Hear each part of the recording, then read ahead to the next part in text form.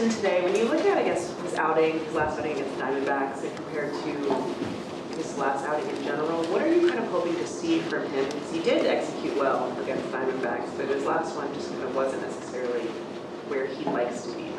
I think that's kind of what we're looking for, is just the consistency of the throw.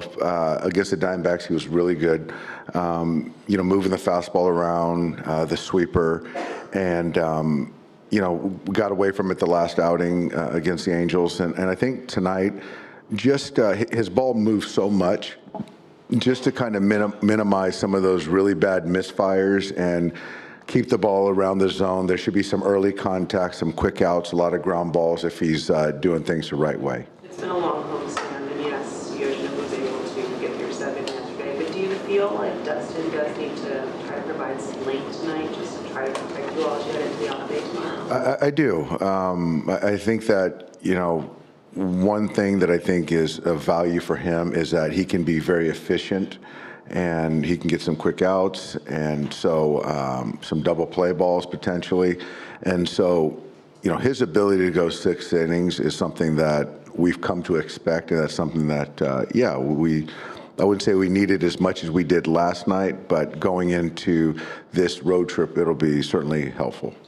Are you expecting him, after like some ups and downs over these first couple months, to maybe find more rhythm just the further he gets into the season, the further he gets past surgery?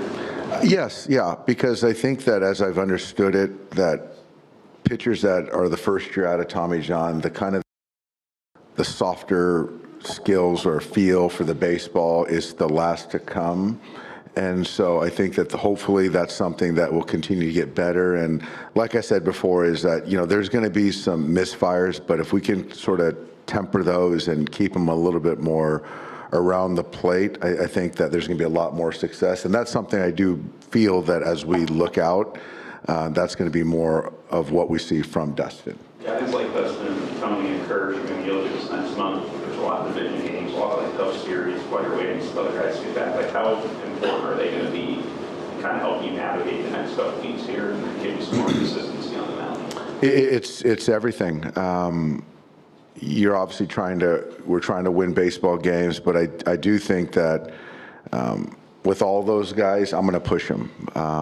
I think because if you're looking at the bullpen, and we've talked, ad nauseum about it, and they've been pushed to the max and put in some tough spots, and so it's part of the role of the starter to go deeper and to protect their teammates and the guys in the pen. So they've got to, again, give me the opportunity to give the green light by being efficient. But I'm going to really try to push these guys going forward to go deeper in the game. Dave, what is the process like as Dalton continues to catch games, getting him adjusted up here? I think just to continue to watch, which he's doing a really nice job of, listen. And he's used to playing, call it 4 or 5 times a week as a catcher in the minors. Now it's going to be like twice a week. I just think that continue to be ready when called upon. I think that it's valuable to be up here around these superstar players. I'm going to use him off the bench at times.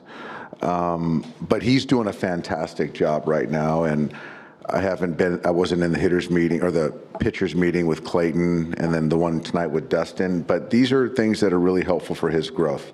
What do you like about just the matchup of him against Corbin Burns today? You know what? It was more so that I just felt with Yamamoto yesterday that I wanted to have Will catch him. And we needed to find a win. And I just felt that the familiarity with those two was there. And Yamamoto is very nuanced with how he pitches, and so he needed to catch that game for me. And then I didn't want Will to catch 4 games, so my wife was upset that he's not catching on his bobblehead night. So I just don't keep track of bobblehead nights, but I didn't want Will to catch 4 in a row, so that's the genesis behind this. And then so that's kind of the thought.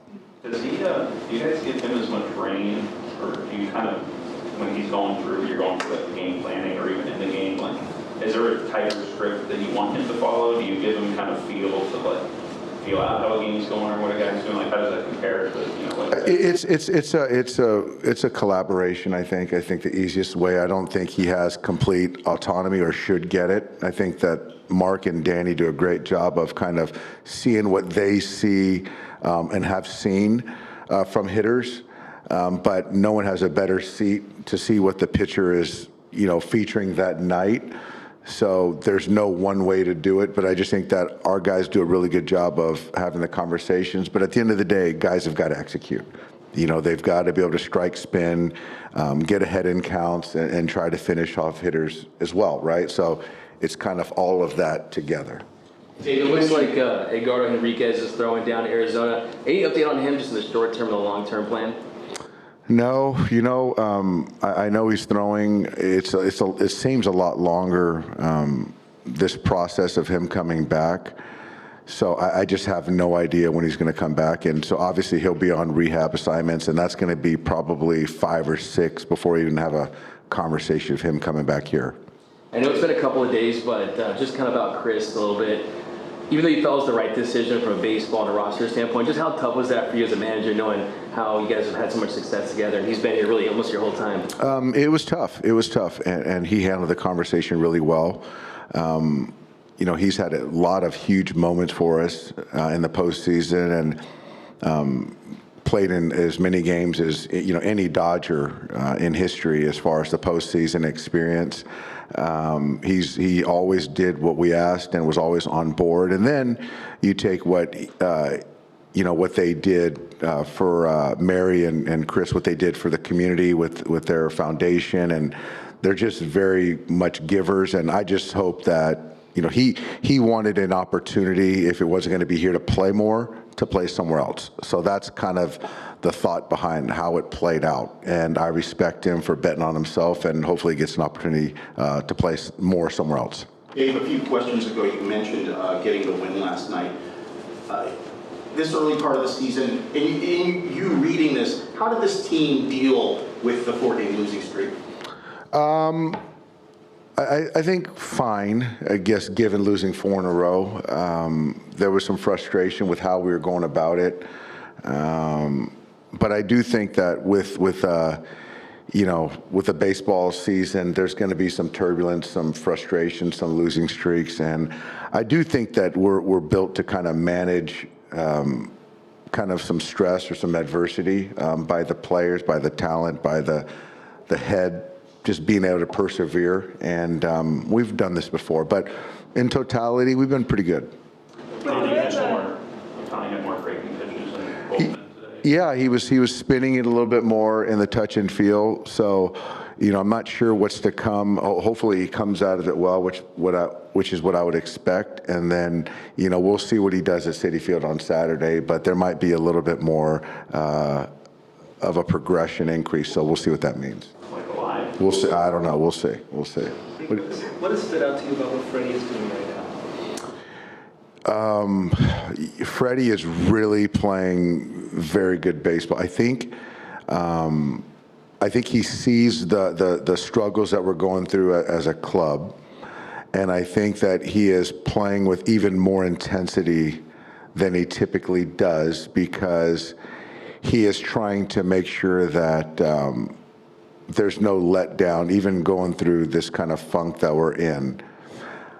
I don't know how, I'm not probably explaining it really well, but I just think that there's a heightened intensity with Freddie. And obviously the at-bats, he's dialed in. But I do think that it's not as lax intensity as he typically is.